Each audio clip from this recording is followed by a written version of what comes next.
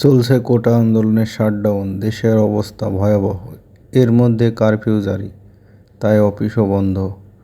একে তো ঘরবন্দি, তার মধ্যে নেই কোনো ইন্টারনেট সেবা। এমন অবস্থা আমার লাইফে কখনো দেখি নাই। তাই বোরিং সময়ে হঠাৎ কাচ্চি বিরিয়ানি খেতে ইচ্ছা জাগলো, কিন্তু বাইরে রেস্টুরেন্টে গিয়ে খাওয়ার সুযোগ নাই। তাই নিজেই ঘরে যা আছে তাই দিয়ে বিরিয়ানি রান্না করলাম। বন্ধুরা, আসসালামু আলাইকুম। কুকিং কিং ফেসবুক পেজ ও ইউটিউব চ্যানেলে আপনাদের স্বাগত জানাই। আজকে আমি খাসির কাচ্চি বিরিয়ানি রান্না আপনাদের সাথে শেয়ার করতে যাচ্ছি। আশা করি ভিডিওটি সম্পূর্ণ দেখবেন। চলুন যাওয়া যাক মূল ভিডিওতে।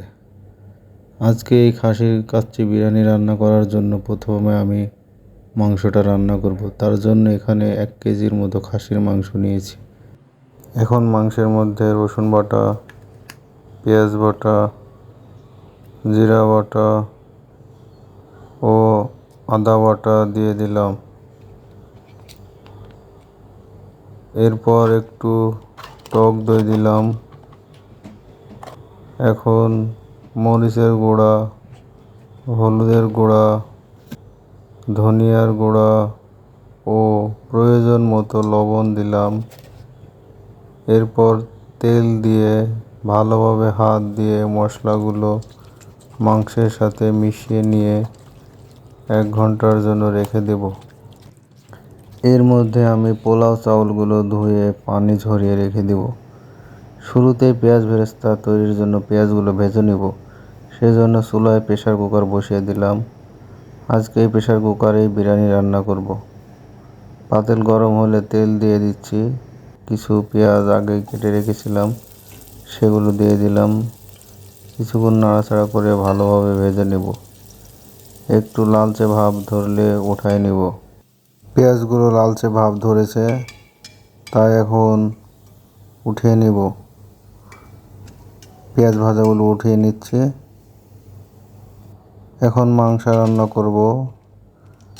তো পেঁয়াজ ভাজা যে তেল ছিল তার সাথে কিছু তেল অ্যাড করে নিলাম এবং তেল গরম হলে এর মধ্যে গরম মশলা ও এলাচ দিয়ে দিলাম।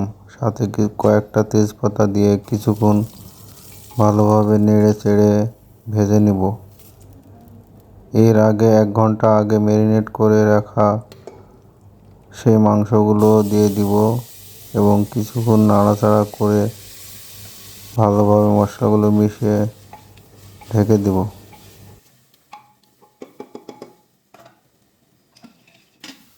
5 মিনিট পরে ঢাকনা খুলে আবার ভালোভাবে নাড়াচাড়া দিয়ে কিছুক্ষণ ধরে কষিয়ে নেব। এখন রাঁধুনি বিরিয়ানির মশলা দিয়ে দিচ্ছি।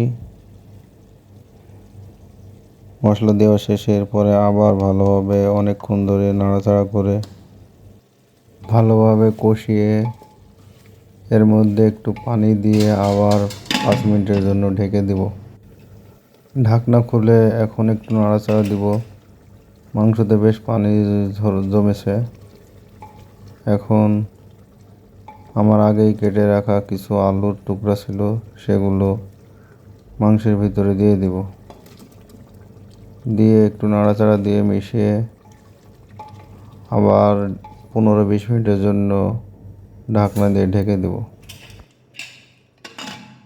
মাংস মোটামুটি সিদ্ধ হয়ে গেলে মাংসগুলো উঠিয়ে নেব। আমার মাংসগুলো রান্না প্রায় শেষ, এখন উঠিয়ে নিচ্ছি।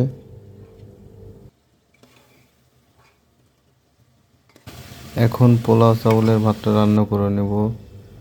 এর জন্য মাংসের ঝোলের সাথে আরেকটু পানি অ্যাড করে দিয়ে এরপর চাউল দিয়ে আবারও পরিমাণ মতো পানি দিয়ে 10 মিনিটের জন্য ঢেকে দেব।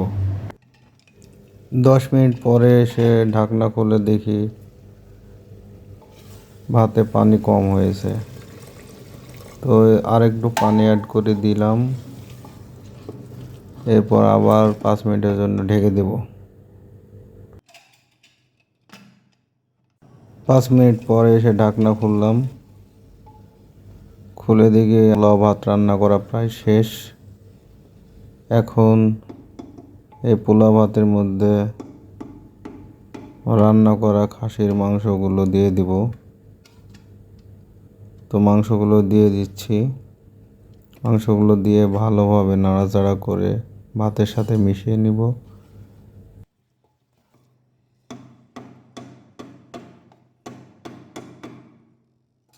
এখন পেঁয়াজ বেরেস্তাগুলো দিয়ে দিব এবং সাথে কয়েকটি কাঁচামরিচ দিয়ে প্রেসার কুকারে ঢাকনা লক করে 10 মিনিটের জন্য রেখে দেব। ওয়াও, আমার বিরিয়ানি রান্না শেষ। এখন দেখব কেমন টেস্ট হয়েছে। মাশাআল্লাহ, বিরিয়ানির কালারটা সুন্দর হয়েছে। আশা করছি খেতেও অনেক মজাদার হবে। তো বন্ধুরা, রান্নাটার রেসিপি ভালো লাগলে আপনারা চাইলে এভাবে ট্রাই করতে পারেন। ধন্যবাদ ভিডিওটি সম্পূর্ণ দেখার জন্য। ভিডিওটি ভালো লাগলে লাইক, কমেন্ট, শেয়ার করে পাশে থাকবেন এবং নতুন নতুন ভিডিও পেতে ফেসবুক পেজ ফলো করবেন এবং ইউটিউব চ্যানেলটি সাবস্ক্রাইব করে রাখবেন। ধন্যবাদ।